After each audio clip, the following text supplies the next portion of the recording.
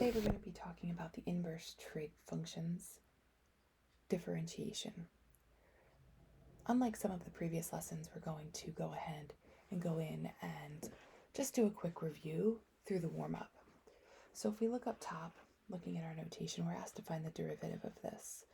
Now the first thing you want to start to think about, since we've had lesson 1 on implicit differentiation, is do I have all the variable x or do I also have y's? So in this example, I only have variable x, so I can just use my traditional rules.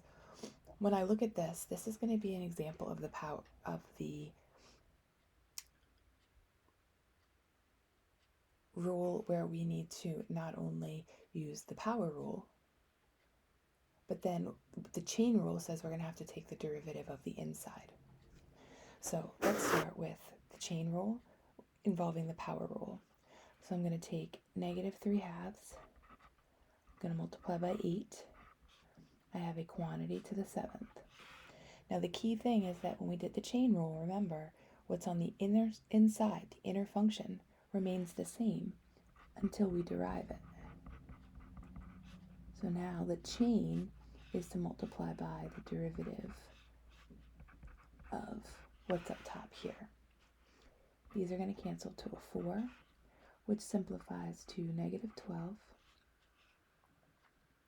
times x squared minus 4x plus 7 to the 7th times 2x minus 4. Right? Example 2 is another instance of the chain rule. The outer function is cosine, the inner function is 6x to the 5th. The derivative of cosine,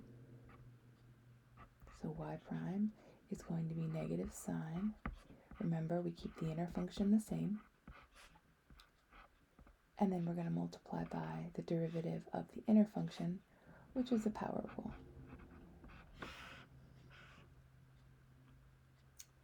Now, when we move to number 3 and you first read it, you probably think it's like a trick. Find f prime of x if f of x equals 10. Okay, well, if f of x equals 10, you already know that rule. How do I know that? Because you told me the derivative of 7 was 0. You didn't even write anything down over here. So the derivative of 10, f prime of x, is equal to 0 because the derivative of a constant is 0. Now, a couple notation pieces in example 4.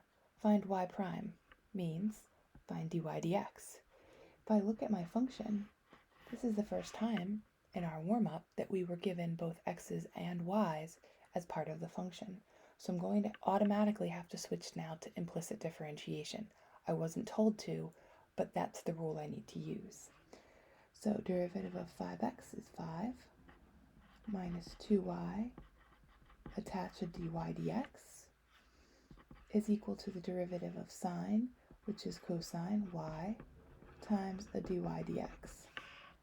Now, in case you don't recognize this, I have 1, 2, 3 terms, but my dy dx terms are not on the same side. So I'm going to move this one over here, plus 2y dy dx. So I'm taking this term, I'm moving it to this side, switching the sign. This will now go away. Factor out my dy dx, gives me cosine y plus 2y, which then I can divide both sides by cosine y plus 2y.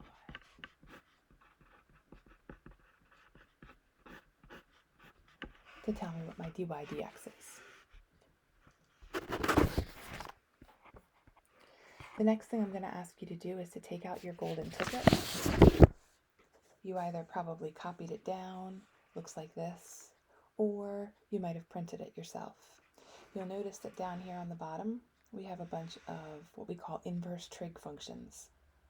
You should recognize them from the prereq lesson that we did the other day. We're going to be taking the derivative of them. You can find those here. Take a moment to pause the video and copy these down on your golden ticket or into your notes.